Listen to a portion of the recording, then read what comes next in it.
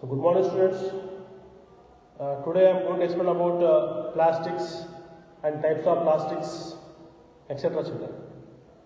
Children, you know very well plastics are classified two types.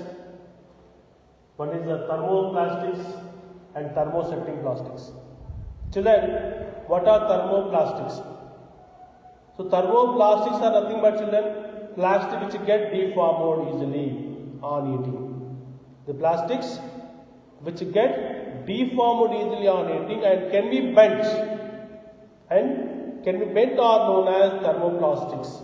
Example children, polyvinyl chloride PVC, toys, polythene bags, combs, etc. are called thermoplastics. And the second type is thermosetting plastics.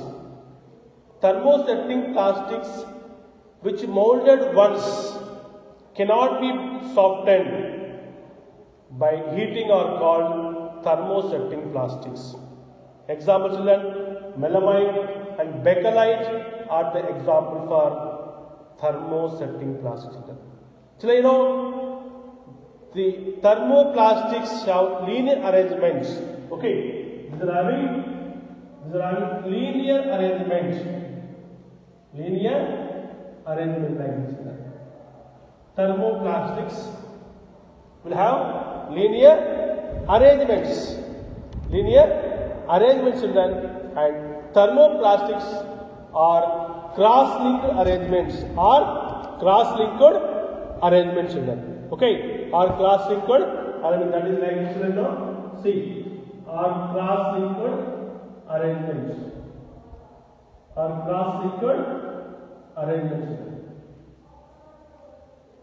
So these are the thermosetting plastics.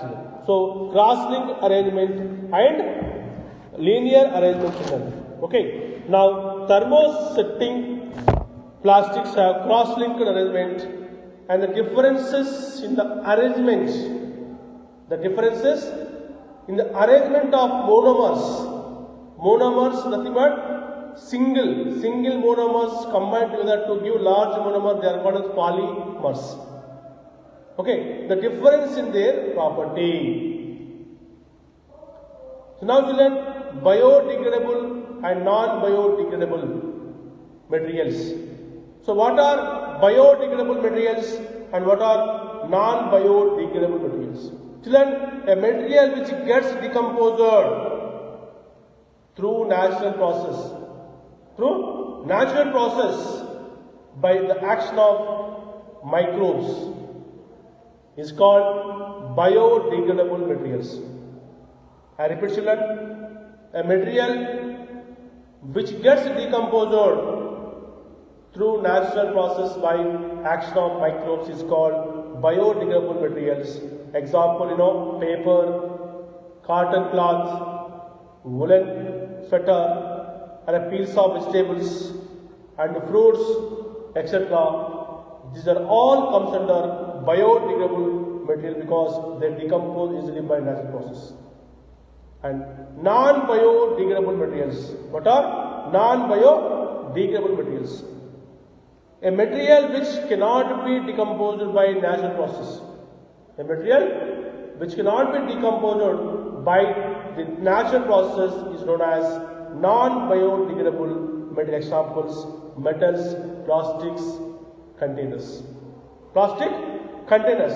So that's why non-biodegradable materials are very, very dangerous materials which pollute the atmosphere because they do not decompose. That's why our Supreme Court has given guidelines to reduce the usage of plastic in our day-to-day activities, to avoid usage of plastics, polythene bags, to reduce the pollution.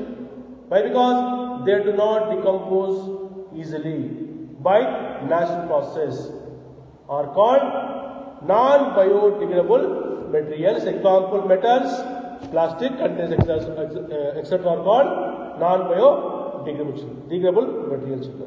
So next one is blending. What is blending? What is the importance of the blending, children? In synthetic fibers. Children, the process of combining two or more fibers is called blending. The process of combining two or more fibers is called blending. For example, children, terylene and cotton blend together is known as terrycot. Terylene and cotton blend known as terrycot is used for making dress materials. And terylene and wool blend is known as terrywool, is used as substitute for costly woolen cloths. And third one is acrylic and wool blend is known as trousers are less expensive. So blending makes more comfortable to wear whatever the fiber and which is affordable by a common man. Okay. So now children here, what is the recycling? The method of obtaining materials from which the original products were made. The method of obtaining materials from which the original products were made are called recycling, children. Okay, and let us, what is about decomposition? See, certain materials can be break down into smaller fragments. In the presence of water, sunlight and oxygen. These fragments get further broken down by bacteria. This process is called decomposition process. Okay? This process is called decomposition process. And one more important thing is that, how do you appreciate 4R principle? How do you appreciate 4R principle, children? 4R principle nothing but creating an eco-friendly environment. It's a principle, it is used for creating an eco-friendly environment. First of all, 4R means, children, reduce, recycle, reuse and recover. It's called 4R principle. Let us see one by one what is the reduce. Reducing the usage of plastics by reusing them, helping the negative consequences in the environment. And reuse, children, when something's made of plastics, are not in use to us, we can give them to others who need them.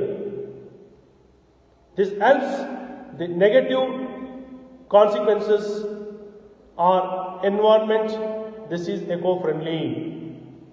And recycle, children. In this process, we can obtain a new substance from the old plastics. So recycling can be used to obtain materials from which the original products were made. And last but not least is recover. The solid waste in which plastics are major should be converted into resources such as electricity, heat, compost and fuel through thermal and biological means.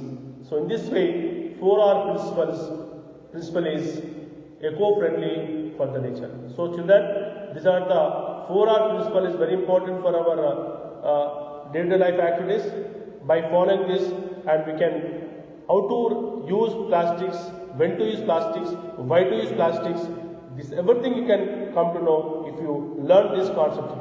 Hope you understand and make these notes in your homework notebook and then learn and let perfect yourself. Thank you and have a nice day.